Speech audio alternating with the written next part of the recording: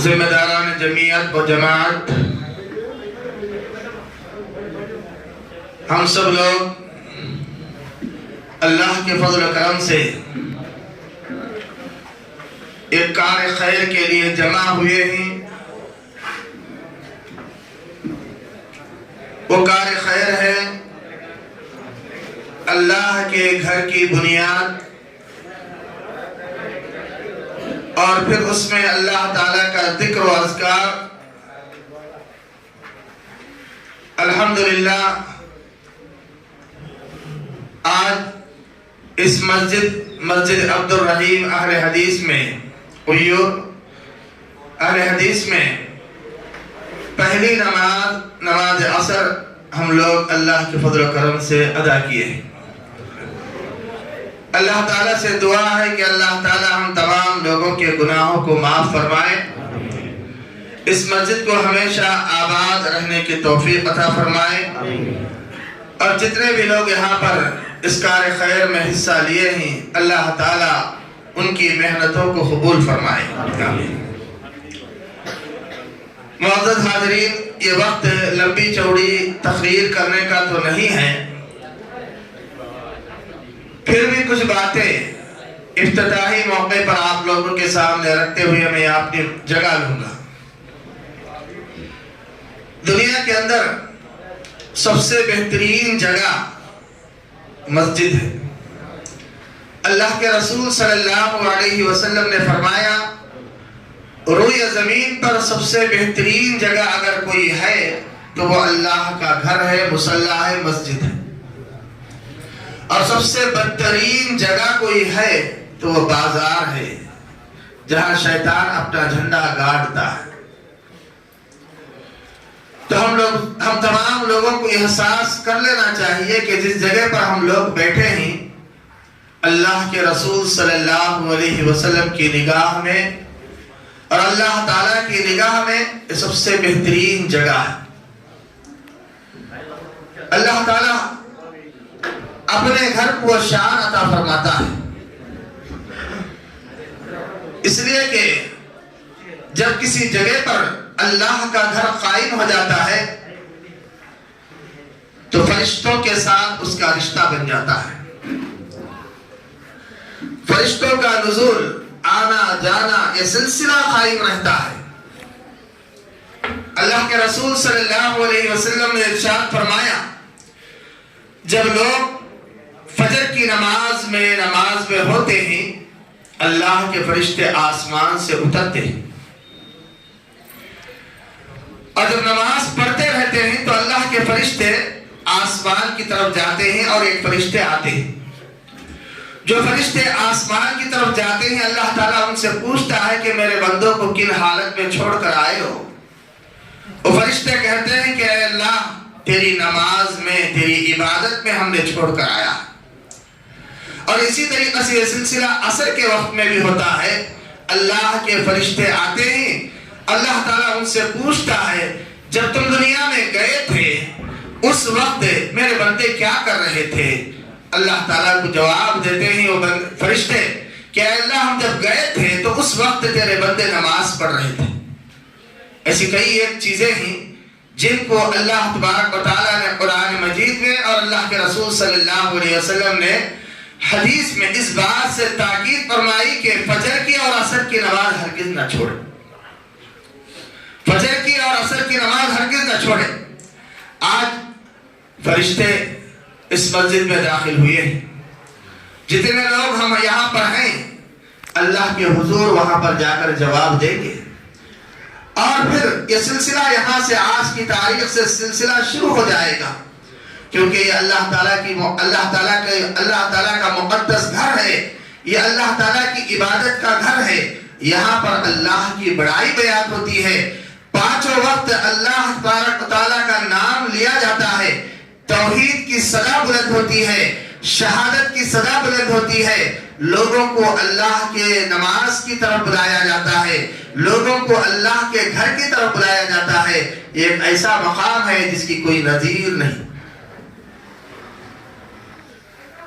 اللہ کے رسول صلی اللہ علیہ وسلم اس آدمی کے بارے میں بیان فرماتے ہیں جس کا دل ہمیشہ مسجد کے ساتھ اٹکا رہتا ہے، لگا رہتا ہے، قیامت کے دن اللہ تبارک و تعالی اسے اپنے سائے میں جگہ عطا فرماتا ہے۔ جس کا دل ہمیشہ مسجد کے ساتھ لٹکا رہتا ہے، ہمیشہ وہ سوچتا رہتا ہے کہ میں مسجد کو کب جاؤں۔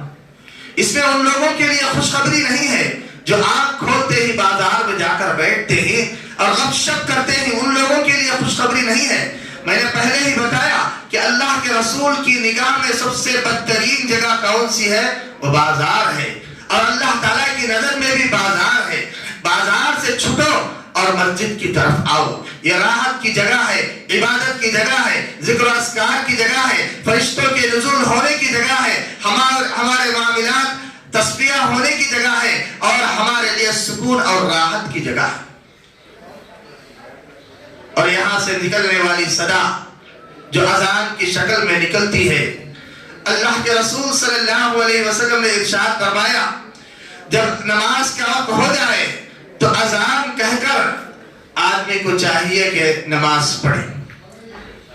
اذان کہنے والے کے لیے اللہ کے رسول صلی اللہ علیہ وسلم نے کتنی خوشخبری سنائی ہے۔ قیامت کے دن اللہ تبارک و تعالیٰ سارے لوگ جمع ہوں گے، جو لوگ اذان دیتے ہیں ان کی گردن کو اللہ تعالیٰ لمبی کرے گا، اونچی کرے گا، لوگ دیکھ کر پہچان جائیں گے کہ اللہ کا نام لینے والا، اللہ کی طرف بلانے والا، اذان دینے والا۔ اور یہ بھی یاد رہے کہ اللہ کے رسول صلی اللہ علیہ وسلم نے فرمایا جب تم اذان دیتے ہو تو تمہارے اذان کی آواز جس حد تک پہنچتی ہے وہاں تک کا ذرہ ذرہ قیامت کے دن گواہی دینے والا ہے۔ یہ مسجد سے ملنے والی برکت ہے، یہ مسجد سے حاصل ہونے والی برکت ہے۔ اور مسجد میں نماز پڑھائی جاتی ہے، قرآن مجید کی تلاوت کی جاتی ہے، بچوں کی تعلیم و تربیت کا انتظام ہوتا ہے، مسلم معاشرے کو ایک جا کرنے کا انتظام ہوتا ہے۔ جیسے ہم اذان میں سنتے ہیں حی علی الصلاۃ، آؤ نماز کی طرف، دوسری چیز کہتے ہیں حی علی الفلاح، آؤ کامیابی کی طرف۔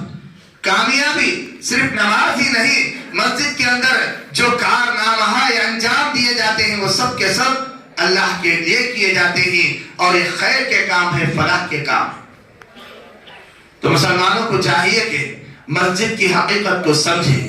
اللہ کے رسول صلی اللہ علیہ وسلم نے اس طریقے سے لوگوں کو ابھارا، اس طریقے سے لوگوں کو ابھارا، من بنا للہ مسجدا بنا اللہ لہ بیتا فی الجنہ، جو آدمی اللہ کے لیے گھر بنائے گا اللہ تعالیٰ اس کے لیے جنت میں گھر بنائے گا۔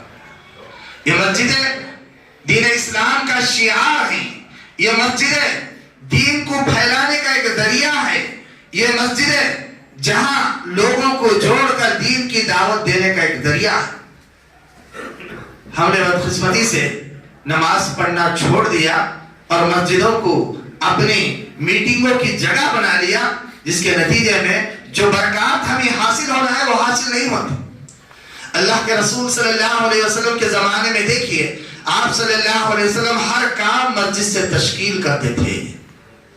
لوگوں کو کہیں بھیجنا ہے، قافلے کو بھیجنا ہے، لوگوں کے حال کو دریافت کرنا ہے، نماز پڑھنے کے بعد مصلی پر پھر کر بیٹھ جایا کرتے تھے اور مخاطب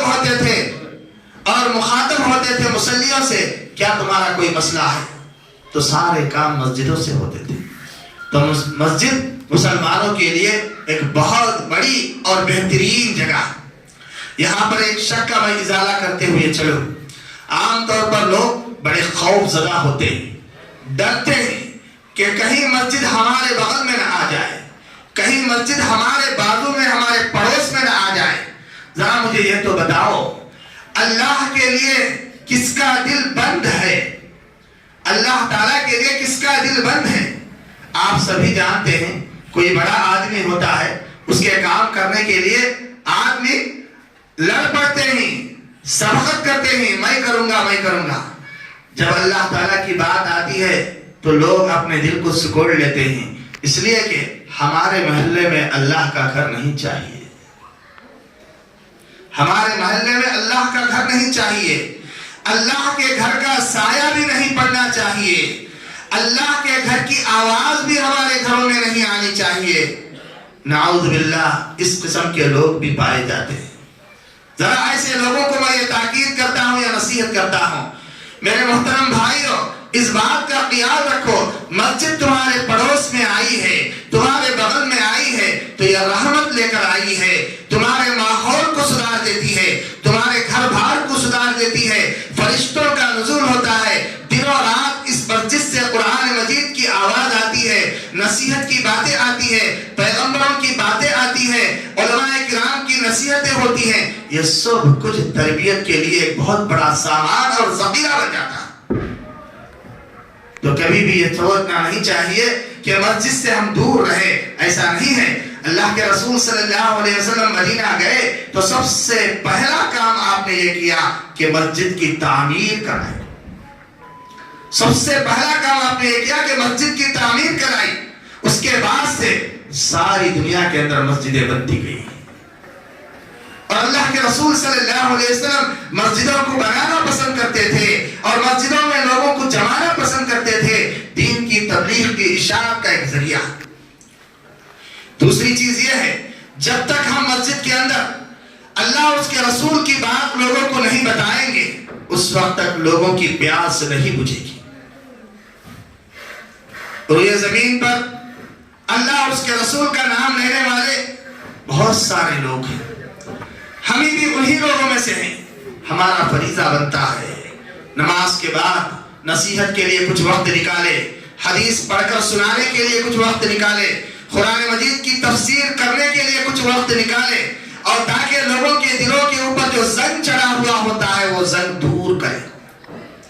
मस्जिद नफरतें पैदा करने की जगह नहीं है, मोहब्बतें पैदा करने की जगह है। मस्जिद मुआशरे को एक जगह जोड़ने की जगह है। मस्जिद अपने बच्चों के दिलों के अंदर मोहब्बत पैदा करने की जगह है। तो लिहाजा हम लोगों को चाहिए कि मस्जिद के साथ अपना जो हक होता है वो हक अदा करें। मस्जिद का हक क्या होता है? मस्जिद का हक ये होता है कि जब मस्जिद से अजान दी जाए मस्जिद के अंदर आए। अल्लाह के रसूल सल्लल्लाहु अलैहि वसल्लम के एक सहाबी जो नाबीना थे, जिनको नजर नहीं आता था, एक मर्तबा आते ही अल्लाह के रसूल सल्लल्लाहु अलैहि वसल्लम से कहते हैं, अल्लाह के रसूल सल्लल्लाहु अलैहि वसल्लम, मुझे नजर नहीं आता है, मैं नाबीना हूँ और मैं फजर की नमाज में मेरा आना हाजिरी देना बहुत मुश्किल है। अल्लाह के रसूल सल्लल्लाहु अलैहि वसल्लम उनसे कहते हैं, क्या तुम अजान को सुनते हो? उन्होंने कहा कि हाँ, मैं अजान को सुनता। फिर अल्लाह के रसूल सल्लल्लाहु अलैहि वसल्लम ने उनसे फरमाया, फ़ाजिब, तुम्हारे लिए जरूरी है कि तुम मस्जिद को आओ। तो मस्जिद को हाजिरी देना बहुत जरूरी है। हर मुसलमान के लिए मस्जिद को जाना जरूरी है। जो जिस महल्ले में रहे, जिस जगह पर रहे, उसे उस मस्जिद को जाना जरूरी है। ऐसा नहीं कि मस्जिद को छोड़कर घर में नमाज पढ़ ले, मस्जिद को छोड़कर आवारा फिरता रहे, ये नहीं है। मस्जिद का हक ये है कि मस्जिद को जाए, मस्जिद के अंदर नमाज पढ़े। आपने देखा है इस्लाम के अंदर जमात की एक शान है। मस्जिद में जमात अदा की जाती है, नमाज जमात के साथ अदा की जाती है। उसकी फजीलत अल्लाह के रसूल सल्लल्लाहु अलैहि वसल्लम ने क्या बयान फरमाया? अकेला आदमी जब नमाज पढ़ता है और जमात के साथ नमाज पढ़ता है तो ऐसी सूरत में 27 दर्जे उसे ज्यादा सवाब अता किया जाता है। तो ये जमात की एक शान है। तो आदमी को मस्जिद में आना चाहिए और मस्जिद के अंदर आकर अजान के साथ उसे नमाज पढ़ना चाहिए। दूसरा मस्जिद का हक यह है कि मस्जिद में दाखिल होने के बाद 2 रकात सुन्नत, या नहीं तो कम से कम दूसरे औकात में आते ही तो तहियतुल मस्जिद 2 रकात नमाज पढ़कर मस्जिद में बैठना चाहिए, उसके आदाब में से। और मस्जिद को साफ और शफाफ रखना, पाक और साफ रखना। वतहिर बैतिया लिन्नास, अल्लाह तबारक व तआला फरमाता है अपने नबी हजरत इब्राहिम अलैहिस्सलाम को और इस्माइल अलैहिस्सलाम को, ऐ मेरे नबियों, नमाज पढ़ने आने वालों के लिए, तवाफ करने वालों के लिए मस्जिद को पाक और साफ रखा करो। मस्जिद को पाक और साफ रखना चाहिए। मस्जिद को पाक और साफ रखने के सिलसिले में लोगों के अलग अलग ख्यालात हैं। ये काम सिर्फ मौज़न का है, ये काम मस्जिद की देखभाल करने वालों का है। नहीं मेरे भाई, आज हमारे पैसे और हमारी सोच हमको इस हद तक पहुंचा दी है। پیسے اور ہماری سوچ اس حد تک پہنچا دی ہے. انبیاء علیہ السلام سب سے دنیا کے اندر سب سے بڑے لوگ تھے, سب سے بڑے لوگ تھے. ان کے پاس فرشتے آتے تھے, ان کے پاس اللہ تعالیٰ کی طرف سے وحی آتی تھی. یہ لوگ مسجدوں کو بسایا کرتے تھے, مسجدوں کی خدمت انجام دیتے تھے. جو آدمی مسجد سے ایک تنکا بھی باہر نکال کر ڈالتا ہے, اللہ کے رسول صلی اللہ علیہ وسلم فرماتے ہیں ہر پیر اور جمعرات کے دن اللہ تبارک و تعالیٰ میری امت کے نامہ اعمال میرے سامنے پیش کرتا ہے. میں اس میں دیکھتا ہوں کہ اگر مسجد سے ایک تنکا بھی باہر نکال کر کوئی ڈالا ہے, وہ عمل بھی اس کے اندر لکھا گیا ہے. وہ آدمی بڑا بدبخت ہے, یہ سوچتا ہے کہ مسجد میرا صاف کرنا میرا کام نہیں ہے. ایسا نہیں ہے. ہر آدمی کو مسجد سے لگاؤ ہونا چاہیے, ہر آدمی کو مسجد سے محبت ہونی چاہیے, دلی لگاؤ ہونا چاہیے, چاہے مسجد کے ذمہ دار اندر رہے یا نہ رہے. لیکن اس کا جو حق بنتا ہے مسجد کی خدمت کر کر جنت میں اپنی جگہ بنا لے, مسجد کی خدمت کو انجام دے کر جنت میں جگہ بنا لے. اور اس کے ساتھ مسجد کے آداب بھی بتائے گئے. مسجد کو گندا نہیں کرنا چاہیے, مسجد کو پاک و صاف رکھنا چاہیے. ایل فیل کی چیزیں مسجد کے اندر لگانا اور الٹی سیدھے کام مسجد میں کرنا یہ جائز نہیں ہے. اللہ کے رسول صلی اللہ علیہ وسلم کے زمانے میں اس طریقے کی شاندار مسجدیں نہیں ہوتی تھی. مٹی کی مسجد ہوتی تھی اور چھت پتوں کا ہوتا تھا, اور ایسے ہی ان کی زندگی گزرتے چلی گئی. ایک آدمی آیا مسجد کے اندر تھوک دیا تھا, جس کا ریٹ, جس کا بلغم دیوار پر جا گرا تھا. جو اس زمانے میں کھجور کا درخت یا دیوار یا مٹی کی دیوار تھی اس پر گیا. اللہ کے رسول صلی اللہ علیہ وسلم نے دیکھا تو آپ کے چہرے کا رنگ بدل گیا. یہ اللہ کا گھر ہے, اس نے کس نے کیا یہ کام؟ پھر آپ صلی اللہ علیہ وسلم نے اسے صاف کیا اور صحابہ کو فرمایا کہ صاف کر کے دیں. تو بتانا یہ ہے کہ مسجد کو صاف و شفاف رکھنا چاہیے, اور مسجد کو اللہ تعالیٰ نے ایک عزت بخشی ہے. اس مسجد سے مسلمانوں کی عزت ہے. اللہ کے رسول صلی اللہ علیہ وسلم کسی قافلے کو کہیں جگہ پر بھیجتے تو کہتے کہ گاؤں کے باہر کھڑے ہو کر انتظار کرو, اگر اذان کی آواز آتی ہے تو سمجھو کہ وہاں پر اللہ کا نام لینے والے ہیں, مسلمان ہیں. تو یہ مسجد کی شان ہے اور مسلمانوں کی شان ہے. تو مسجد کے ساتھ محبت رکھنا, مسجد کے آداب کا خیال رکھنا, مسجد کے لیے ہماری ساری طاقت صرف کرنا ہے, مسجد کے لیے ہماری ساری طاقت صرف کرنا ہے. اور یہ بات ذہن میں رہے کہ ایک مسجد, دو مسجد, تین مسجد ایسا نہیں ہے. حد نہیں لگائی ہے اللہ کے رسول صلی اللہ علیہ وسلم نے. ہمارا محلہ جس طریقے سے بڑھتا جاتا ہے, ہمارا خاندان جس طریقے سے بڑھتا جاتا ہے, ہمارے لوگ جب بڑھ جاتے ہیں ایک گھر کے اندر تو وہ آدمی جاتا ہے اپنے بچے کے لیے کہیں دور جگہ لیتا ہے, کہیں دور جگہ لیتا ہے. اس طریقے سے ہمارا محلہ بڑھتا ہے, ہمارے افراد بڑھتے ہیں. جہاں جہاں ہم جاتے ہیں ہمارے لیے مسجد کی ضرورت ہے, ہر محلے میں مسجد کی ضرورت ہے. اس مسجد کے ذریعے سے ہم لوگوں کو نمازی بنا سکتے ہیں, لوگوں کو نمازی بنا سکتے ہیں. یہ بات میں اس لیے کہتا ہوں, لوگ عام طور پر ہیلے بہانے بناتے ہیں کہ مسجد یہاں سے کافی دور ہے, یہاں سے کافی دور ہے. مسجد دور نہیں, اب بالکل قریب ہو گئی, محلے میں آ گئی. محلوں کے لیے ضرور, محلے والوں کے لیے ضروری ہے کہ مسجد کو آباد کرے, مسجد کے اندر ہمیشہ اپنا تعلق جوڑ کر رکھے. اور یہ بات بھی ہے کہ اللہ تعالیٰ کے لیے جو آدمی مسجد بناتا ہے اس کے لیے وہ صدقہ جاریہ بن جاتی ہے. الحمدللہ آج یہ مسجد جناب عبد الرحیم مرحوم صاحب کے نام سے بنائی گئی ہے, ان کے فرزند نے بنایا ہے. الحمدللہ ان کے ساتھ اور بھی ان کے رفقاء کرام ہیں. اللہ تعالیٰ اس مسجد کو ان کے لیے صدقہ جاریہ بنا دے.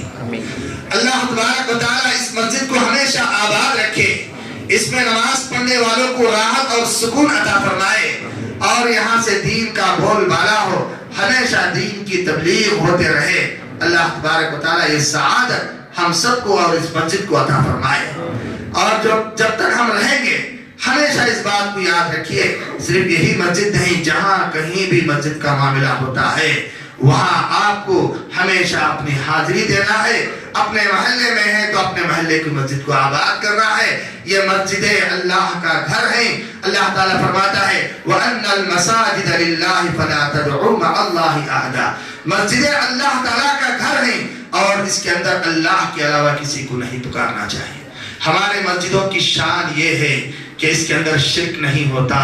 ہماری مسجدوں کی شان یہ ہے یہاں پر اللہ کے علاوہ کسی اور کو پکارا نہیں جاتا.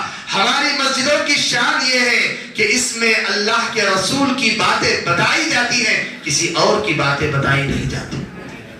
دنیا کے اندر ایسی مسجدیں جب تک نہیں ہوتی ہیں تب تک اسلام نہیں پھیلتا. مسجدیں بہت ساری ہیں جہاں پر اللہ کے رسول کے نام کے ساتھ بہت کچھ ملا کر کے آ جاتا ہے, جہاں پر اللہ کے ساتھ دوسروں کی بھی بلایا جاتا ہے. لیکن ہماری مسجدوں کی شان یہ ہے کہ جس کے اندر شرک اور بدعت نہیں ہوتا, اور ایسی مسجدیں ہی قائم ہونی چاہیے, اور ایسے ہی قلعے جو دین کے قلعے ہوتے ہیں, اور یہ مسلمانوں کا امتیازی شان ہے. اللہ تعالیٰ فرماتا ہے فَلَا تَدْعُوا مَعَ اللَّهِ أَحَدًا. اللہ کے علاوہ کسی کو اس کے اندر مت بلا. اور آخری بات یہ ہے مسجد محبت کا پیغام دینا چاہیے. مسجدوں کے اندر محبت کا پیغام ہونا چاہیے, نفرتوں کا پیغام نہیں ہونا چاہیے, لوگوں کے دلوں کو توڑنے والا کام نہیں کرنا چاہیے. مسجدوں کے اندر ہمیشہ اتفاق, اتحاد, ایسی چیزوں کو بٹورنا چاہیے اور ایسی چیزوں کو فروغ دینا چاہیے, اور ایسے تعلیمات مسجدوں کے اندر ہو جس سے ہمارا ایمان بڑھتا ہو, بنتا ہو اور پھلتا پھولتا. ہماری چھوٹی سی حرکت بھی اللہ تعالیٰ ثواب میں لکھ دیتا ہے. تو مسجدوں کو آج کل آباد کرنے کے لیے ایک چیز کی ضرورت ہوتی ہے, وہ یہ ہے ہمارے پیسوں کی ضرورت ہوتی ہے.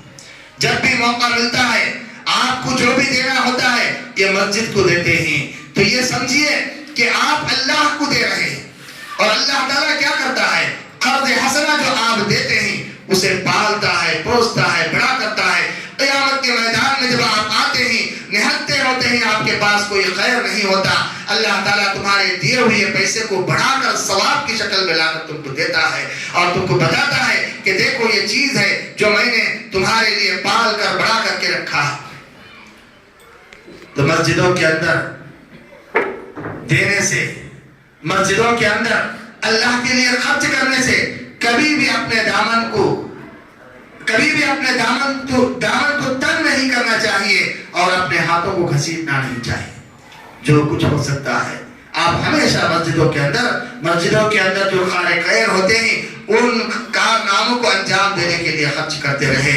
یہ وہ چیز ہے جو ہم لوگوں کو جہنم سے بچانے والی ہے. اللہ تعالیٰ سے دعا ہے کہ اللہ تبارک و تعالیٰ مجھے اور آپ کو اور تمام مسلمانوں کو جو اللہ تعالیٰ کی عبادت کرنے والے ہیں ان سب کو اللہ تبارک و تعالیٰ ان کے گناہوں کو معاف فرما دے. اے اللہ ہمارے یہاں پر مل بیٹھنے کو قبول فرما لے. اے اللہ ہمارے خطاؤں کو تو معاف فرما دے. اے اللہ تیرے گھروں کو آباد کرنے کی توفیق عطا فرما, اور تیرے گھروں کو اسی طریقے سے ہمیشہ بناتے رہنے کی توفیق عطا فرما. تیرے گھروں سے تیرے دین کا نام بلند کرتے رہنے کی توفیق عطا فرما. اے اللہ کتاب و سنت کی بات پیدا لوگوں کے درمیان پھیلانے کی توفیق عطا فرما. اے اللہ ان مسجدوں کو محبت کی جگہ بنا دے. اے اللہ ان مسجدوں کے اندر نفرت کو دور فرما دے. اے اللہ جب تک ہم رہے مسجدوں کے ساتھ محبت کرنے والے, مسجدوں